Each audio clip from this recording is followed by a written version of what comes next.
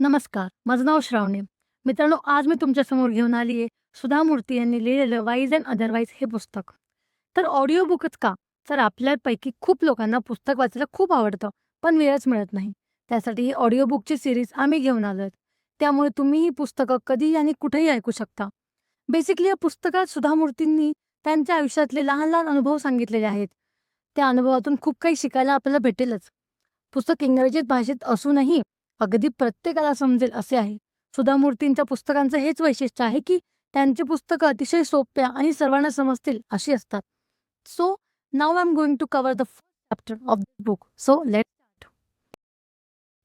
First chapter. Honesty comes from the heart. One bright June morning 3 years ago, I was reading my Kannada newspaper as usual.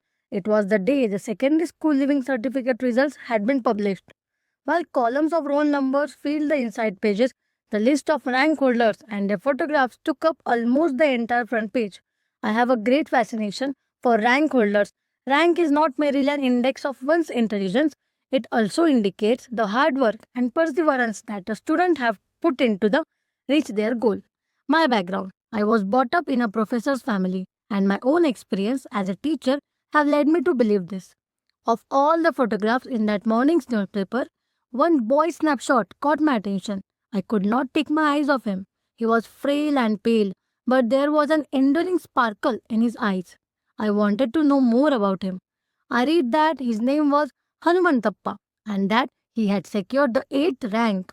That was all the information I could gather. The next day, to my surprise, his photograph was published again, this time with an interview. With growing interest, I learned that Hanumantappa was a Coolidge son, the oldest of 5 children. They belonged to a tribal group. He was unable to study further, he said in the interview, because he lived in a village and his father, the sole breadwinner, earned only rupees 40 a day. I felt sorry for this bright boy.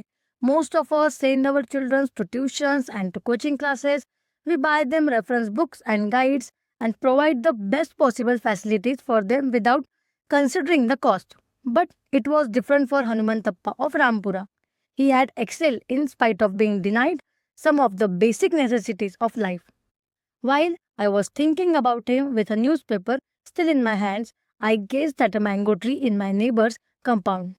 It looked its best with fresh bark, tender green leaves, glistering with dewdrops and mangoes that were about to ripen in a few days.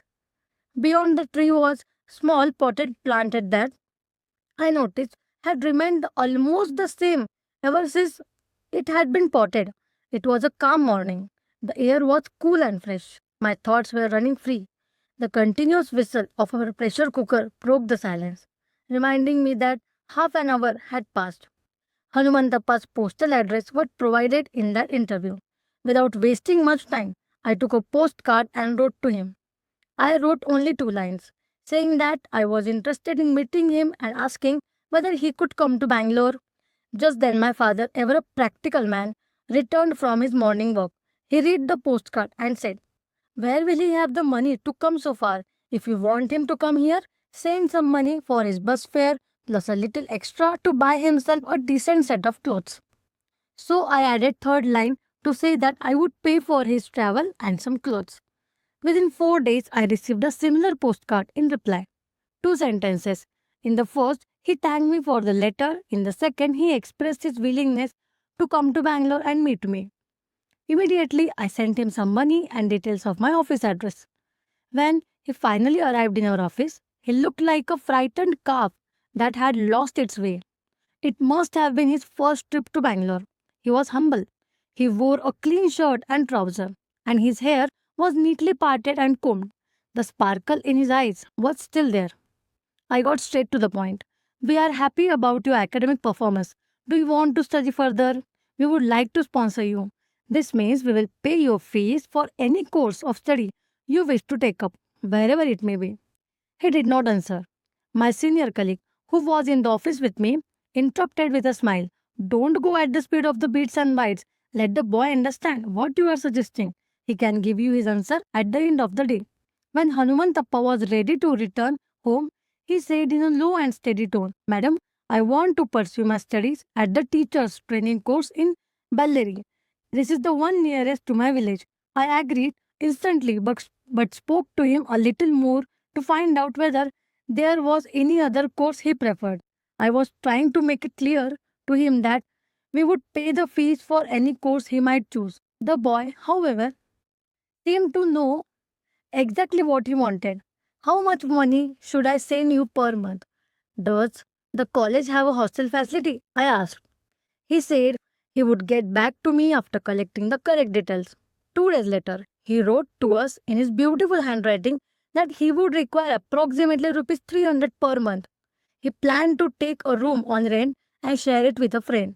The two boys would cook for themselves in order to keep their expenses down. I sent him rupees 1800 to cover his expenses for 6 months. He acknowledged my draft without delay and expressed his gratitude. Time passed. One day, I suddenly remembered that I had to pay Hanumantappa for the next 6 months. So I sent him another draft to rupees 1800. This was too duly acknowledged, but I was surprised to find some currency notes in the envelope along with his letters.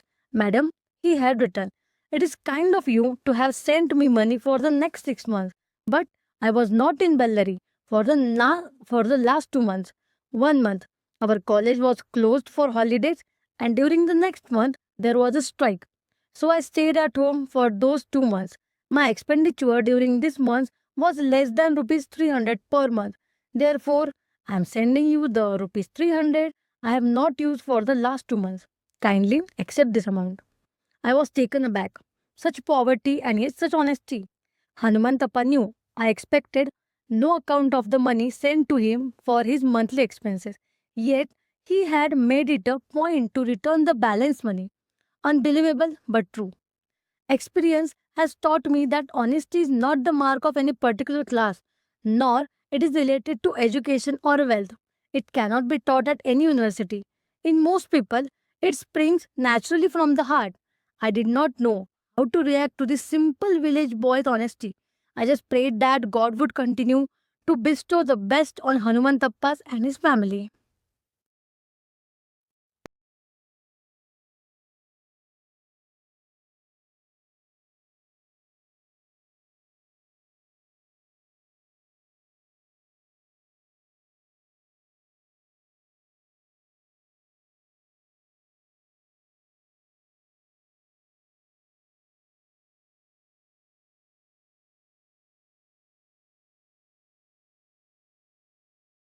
तर मित्रांनो, हा होता wise and otherwise या पुस्तकातला पहिला chapter.